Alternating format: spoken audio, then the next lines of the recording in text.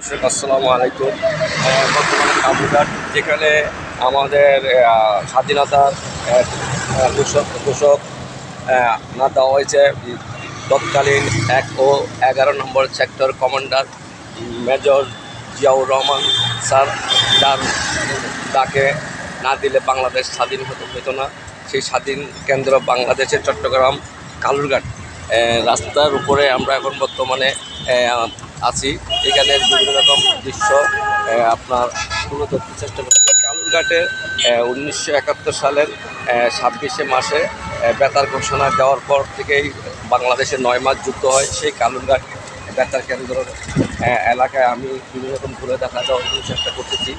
এখানে একটি আগের পরিবেশ নাই, যেখানে আপনার মানুষ চলাচল করতে পারত।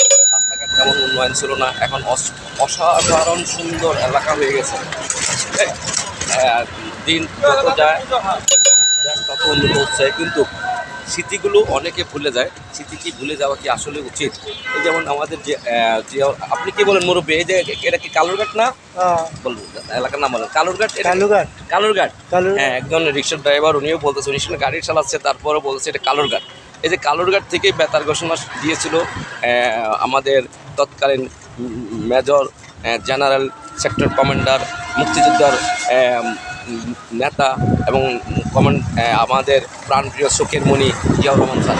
জিয়াউর রহমান স্যার যদি ঘোষণা না দিতেন, আমরা পাকিস্তান হানাদার এবং নির্যাতন থেকে আমরা আজকে পরাধীন থাকতাম। কিন্তু আমাদের দেশ স্বাধীন হয়েছে ঠিকই, কিন্তু কিছু দুষ্কৃতীয় মানুষ স্বাধীনতার বিরোধী দাঁড়াচ্ছেন। তারা বলতেছে দেশ স্বাধীনে কোনো লাভ হয়। দেশ স্বাধীন হয়ে আমরা আজকে বাংলা ভাষায় কথা বলি, দেশ স্বাধীনে আমরা আজকে বাংলাদেশে নিজের দেশের কথা বলার অধিকার পেয়েছি। যদি এগুলি না থাকতো তাহলে আমরা বাংলাদেশের স্বাধীনতায় পেতাম না, আজকে আমরা দাঁড়াইতে পারতাম না। দেখেন কালুরঘাটে কত সুন্দর এলাকা, কত উন্নয়ন, কত এলাকাগুলো, এগুলো বলে শেষ করা যাবে না। আপনি সিলেট থেকে এখানে আসছেন, যে এখানে রিক্সা চালাচ্ছেন, যে কালুরঘাট কি ভালো লাগে কিনা কাকা?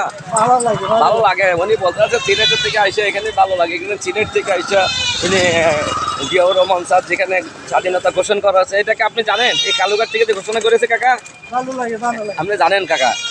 আসলে সিলেটি মানুষের ভাষায় আলাদা একটা সৌন্দর্য, কিন্তু সিলেটি ভাষায় এই রেলগেটের পাশে দিয়ে হানাদার বাহিনীরা তৎকালীন অনেক বিভিন্ন রকম জায়গাগুলো চাপিয়ে ধরতে চেষ্টা করেছেন, যেখানে আপনার এই যে এই বিভিন্ন রকম মানুষের হয়রানি মূলক ছিল। তখন এখানে জঙ্গল আবর্জনায় ভরা ছিল। তারপরও এই কালুরঘাটের পরিবেশ এখন বর্তমানে খুবই সুন্দর। এটা মহড়া কালুরঘাট, যেখানে জিয়াউর রহমান সেক্টর কমান্ডার হিসেবে দায়িত্ব পালন করে এখানে ছিলেন। এই জায়গাটায় আমি ঢুকাইতে চেষ্টা করেছি। এখানে বর্তমানে অনেক সুন্দর সুন্দর স্কুল, কলেজ এবং বিভিন্ন রকম কারখানা অবস্থান হয়েছে। অনেক সুন্দর পরিবেশ, যা বলে শেষ করতে পারবো না, কিন্তু তারপরও চেষ্টা করেছি। বাংলাদেশের আজকে 54 বছর, 55 বছর যা স্বাধীন হয়েছে। 1971 সালে স্বাধীনতা অর্জন করেছে। এই দীর্ঘ এত বছরের পর দেশটা অনেক সুন্দর। আমি অনেক দিন পরে কালুরঘাটের অবস্থান তুলে ধরার জন্য চেষ্টা করে যাচ্ছি। এখানে বিভিন্ন রকম জায়গার এলাকার মানুষ এখানে বসবাস করে, সব ধরনের পেশার মানুষ এখানে কাজ করে, সরকারি চাকরি করতে আসে। এখানে যেখানে থাকেন ভালো থাকেন। কালুরঘাট বেতার কেন্দ্র এলাকাটা দেখাতে চেষ্টা করেছি। অনুভূতি পাবে।